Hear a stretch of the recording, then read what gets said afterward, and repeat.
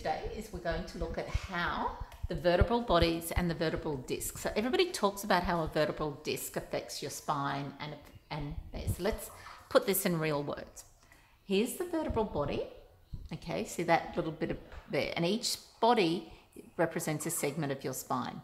In the middle there is something called an intervertebral disc, and we have the spinal cord and the spinous process.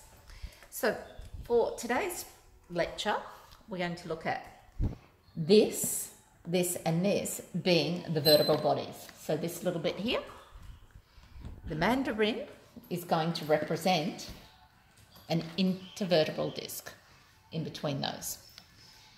The cup here, that represents the space that is your spinal cord. And back here is your spinous processes, and this is the handle here. Okay, so if we're thinking on your body, this is where your stomach and all your organs are in front here, and this is where your clothing will be touching into the spinous process. So if you can imagine vertebral body, mandarin or intervertebral disc. As I flex my spine, and particularly my lumbar spine, my vertebral disc will roll back.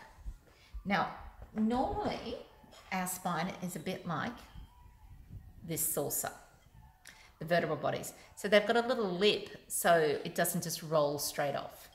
A disc has to lift up and over that saucer lip to fall out of the space. So what's happened is, if we have somebody with what we call a posterior dislodge, what happens is the person flexes the lumbar spine and the disc rolls back. And can you see that it could press onto the spinal cord that's here? Or it could not only roll back, but it could roll on the side. And in that case, it compresses onto these spinal roots that come out the side here. See that?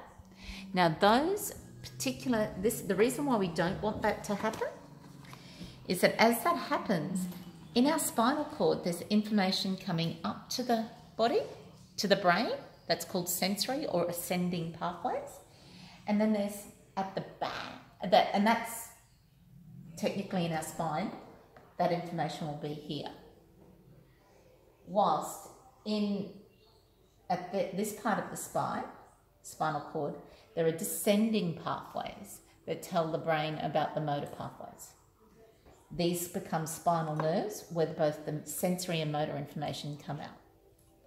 So when we have our intervertebral disc compressing onto that's a spondylolisthesis. Great book. When we have that happening, what we do is lose some motor information or motor pathways, and can also send all sorts of weird pain messages. So that's one of the reasons why, when we're looking at how the spine works, we don't want to go in certain directions. Thank you and enjoy.